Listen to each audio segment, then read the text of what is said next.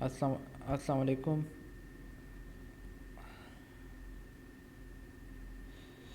آج ہم پڑھیں گے شہاب الدین شاہ جہان کا دور حکومت، جو شاہ جہاں جو بیٹا تھا جہانگیر سلیم کا۔ پہلے جو ویڈیو کا پارٹ تھا اس میں ہم نے دیکھا تھا مغل سلطنت کی حکومت کا جو آغاز ہوا تھا 1526 سے، جس میں بابر جو تھا پہلا حکمران تھا مغل حکومت کا۔ پھر اس کے بعد اس کے بیٹے کو وہ تخت نشینی مل گئی۔ بابر کا بیٹا ہمایوں تھا۔ ہمایوں کا ایک بہت اچھا رول رہا اور ایک اچھی بادشاہت رہی اس کی۔ اس کے بعد شیر شاہ سوری نے 1539 اور 40 میں ہمایوں کو شکست دے کر تخت نشینی کی، اور 5 سال تک وہ تخت نشینی کرتا رہا۔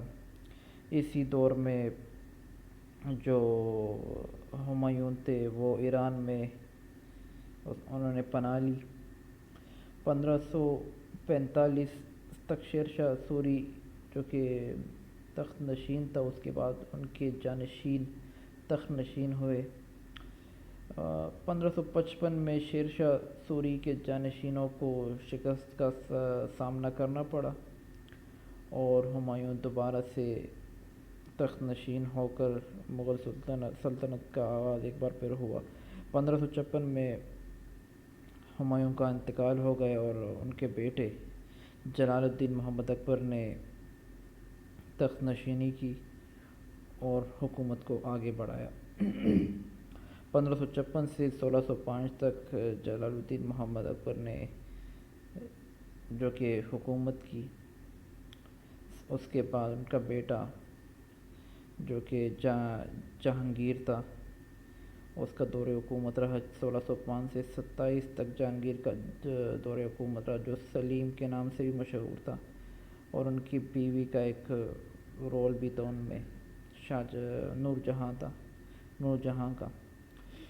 ان کے دور حکومت کے بعد جو 1627 میں ان کی حکومت کا خاتمہ ہوا، جو وفات پائی جہانگیر نے بھی 1627 میں۔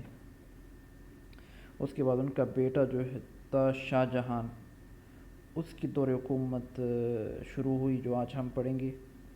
شاہ جہان جہانگیر کا بیٹا تھا، اس کا اصلی نام خرم تھا۔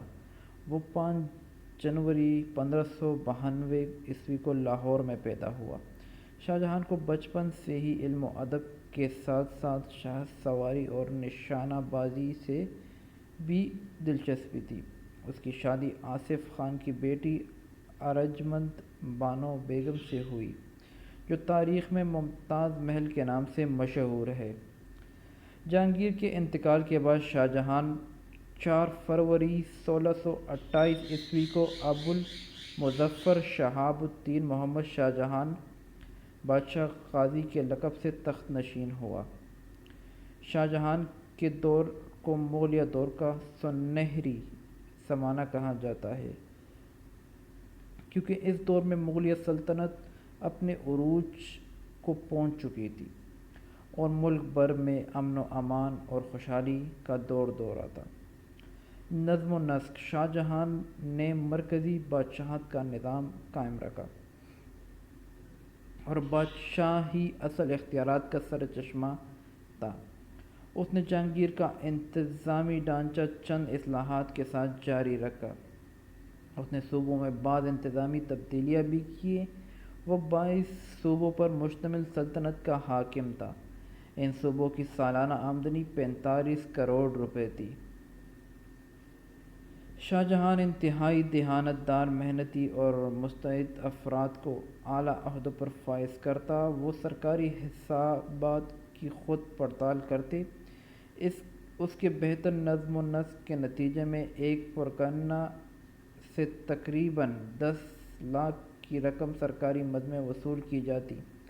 اکبر کے زمانے میں یہ رقم 3 لاکھ تھی۔ شاہ جہان ایک بہترین مالیاتی نظام کا قیام عمل میں لایا تھا۔ محکمہ مال کے افسران کو سختی سے ہدایت کی تھی کہ کسانوں سے اچھا سلوک کرے، آمدنی کے بڑے بڑے ذرائع میں جائیداد کی خرید و فروخت کا محصول، مختلف پیشوں اور تجارت پر ٹیکس، ہندوؤں پر ٹیکس، سرکاری فیس، چندے اور تحائف وغیرہ شامل تھے۔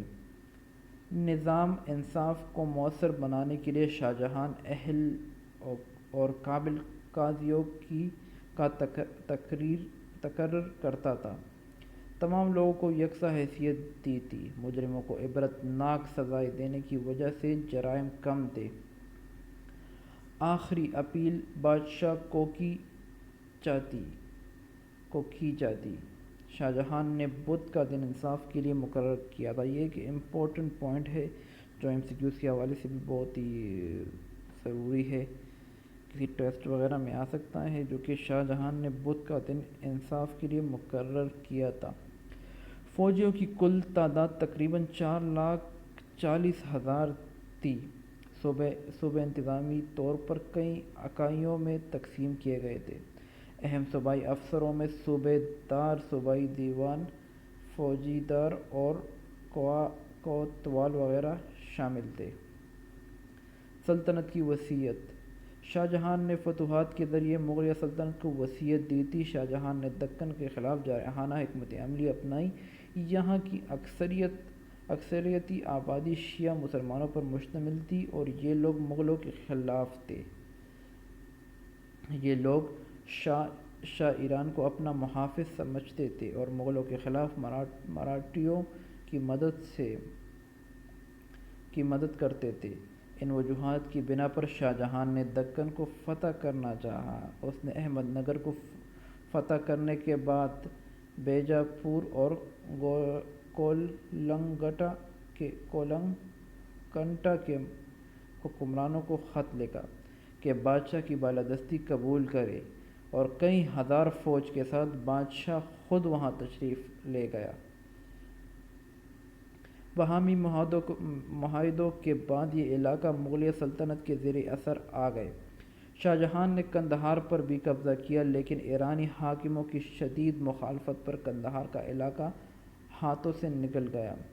اس نے وسط ایشیا پر بھی نظریں مرکوز کیں، لیکن وہاں کامیاب نہ ہو سکا۔ شاہ جہاں نے پرتگالیوں کو شکست دے کر ہندوستان کو یورپی اقوام سے محفوظ بنانے کی کوشش کی۔ اس طرح شاہ جہاں نے اپنے آباء و اجداد کی نسبت ہندوستان کی سلطنت میں خاطر خواہ اضافہ کیا۔ ثقافت اور فن تعمیر۔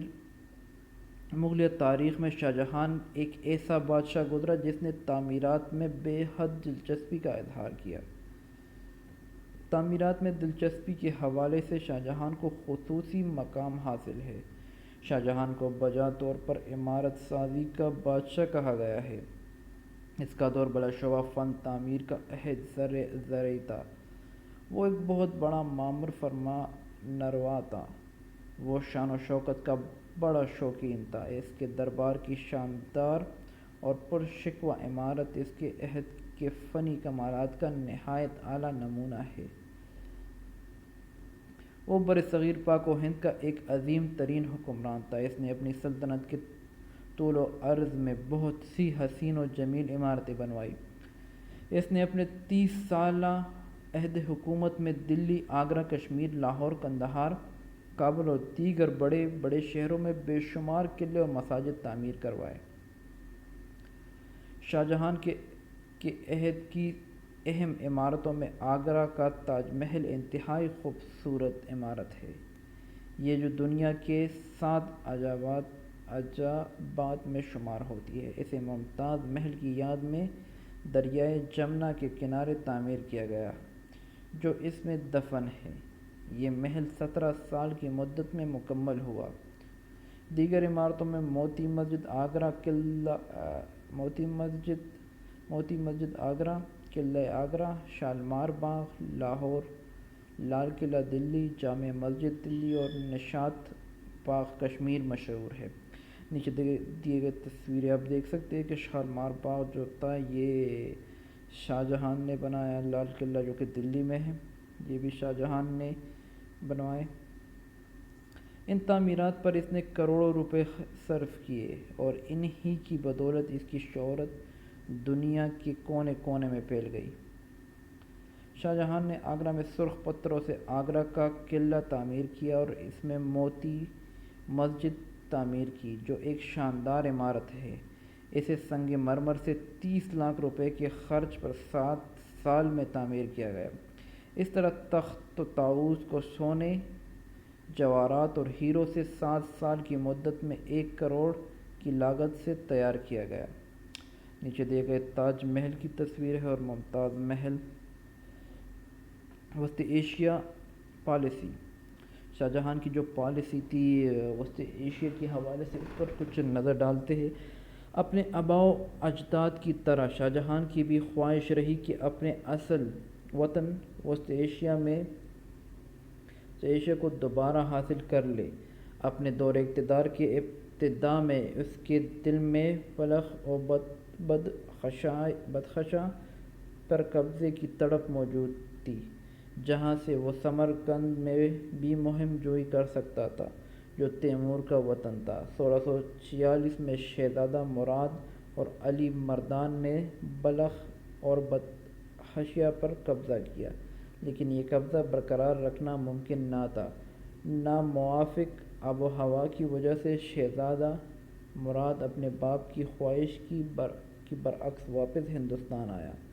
وہاں کے مقبوضات کو برقرار رکھنے کے لیے اورنگزیب کو ایک بڑی فوج دے کر بلخ بھیجا گیا۔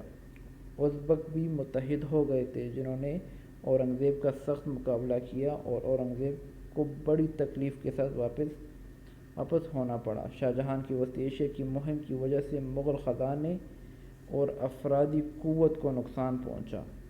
اس مہم پر مغل خزانے سے کروڑ روپیہ خرچ ہوا، جبکہ مقبوضہ علاقوں سے صرف 22 لاکھ روپیہ اکٹھا کیا جا سکا۔ صرف 500 کے قریب فوجی بھی کام آئے۔ شاہ جہاں کے بیٹوں کے درمیان تخت نشینی کی جنگ۔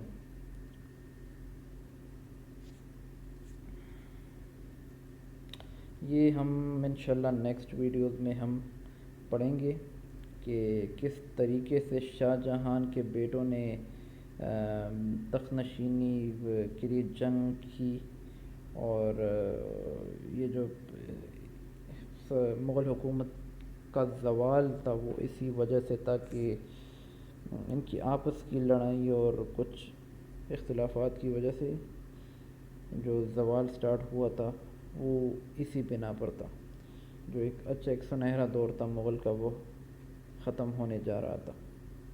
اسی کے ساتھ ہی اگلی ویڈیوز میں ملتے ہیں۔ اللہ حافظ۔